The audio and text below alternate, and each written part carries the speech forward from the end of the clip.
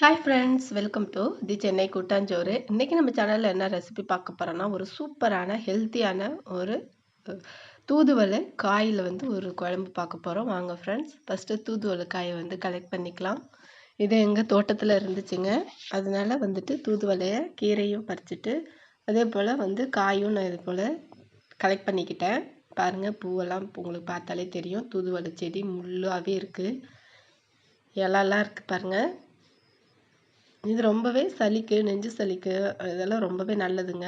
அதனால் இந்த காயில் இன்னைக்கு குழம்பு வைக்கலான்னு நான் செஞ்சுருக்கேன். ஃபஸ்ட்டு இந்த காயெல்லாம் முடிஞ்சளவு கத்திரிக்காயாலேயோ அல்லது கையாலேயோ பார்த்து நீங்கள் பறிச்சுக்கோங்க. இப்போ இது போல் காய் நான் சேகரித்து வச்சுட்டேன். அடுத்து பார்த்தீங்கன்னா, ஒரு மண் சட்டியில் செய்கிறாங்க. மண் சட்டியில் நல்லெண்ணெய் தேவையான அளவு ஊற்றிக்கோங்க. நல்லெண்ணெய் கூடவே ஊற்றிக்கோங்க. வெந்தயம் தாளிச்சுக்கோங்க.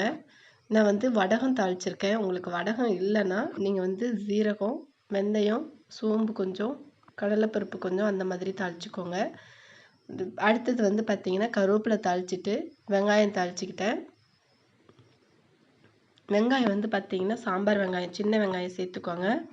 ஒரு 1/2 கப் அளவு சேர்த்துக்கோங்க. இதாங்க பாருங்கள், இது தூதுவளை காய். இது பார்க்குறதுக்கு நம்ம சுண்டைக்காய் மாதிரியே தெரியும். இதில் அவ்வளோ பெனிஃபிட்ஸ் இருக்குது. ஆனால் கசப்பு தன்மை இருக்குது. இதில் நம்ம சுண்டைக்காயை பார்த்திங்கன்னா நசுக்குவோம். நசுக்கி அதுக்கப்புறம் நம்ம சேர்ப்போம். ஆனால் இந்த தூதுவளை காயை பொறுத்தவரையிலும் நம்ம நசுக்கக்கூடாது, முழுசாக தான் சேர்க்கணும். இப்போ வெங்காயம் நல்லா வதங்கினதுக்கப்புறம் தக்காளியை சேர்த்து நல்லா வதக்கிக்கலாம். தக்காளி சேர்த்து வதக்கினதுக்கப்புறம் மஞ்சத்தூள், உப்பு நம்ம சேர்த்து நல்லா இப்போ காயை வதக்கிக்கிறோங்க. இது சிகப்பு கலரில் நான் காய் காமிக்கும்போது காமிச்ச தூதுவளை பழம் அது. அது நல்லா வெயிலில் காய வச்சு நீங்கள் பொடி செஞ்சு சுடுதண்ணியில் கலந்து குடிக்கும்போது அதுவும் உங்களுக்கு நெஞ்சு சளியை போக்குங்க நல்லா. அடுத்து பார்த்தீங்கன்னா, ஒரு சின்ன எலுமிச்சம்பழம் சைஸில் புளி ஊற வச்சு கரைச்சி வச்சுருக்கேன். பக்கத்தில் பார்த்தீங்கன்னா, இந்த வெங்காயமும் இந்த காய், தக்காளி எல்லாமே நல்லா வதங்கி வந்துருச்சு.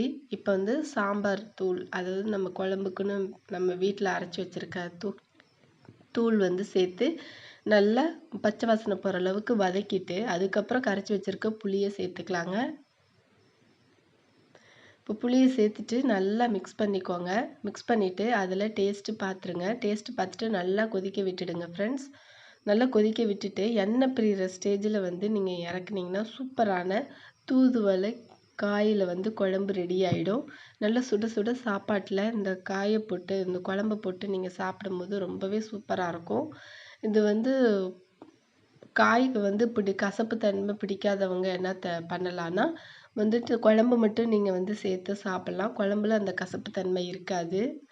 பாருங்கள், நல்லா எண்ணெய் பிரிஞ்சு வருது பாருங்கள். பார்க்கவே ரொம்ப லுக்காக இருக்குது.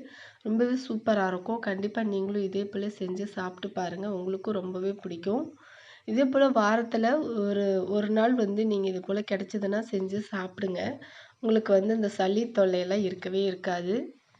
இப்போ இந்த குழம்பு இறக்க போகிற ஸ்டேஜில் லைட்டாக வெல்லம் சேர்த்துட்டு இறக்குனீங்கன்னா டேஸ்ட்டாக இருக்குங்க. கண்டிப்பாக ட்ரை பண்ணி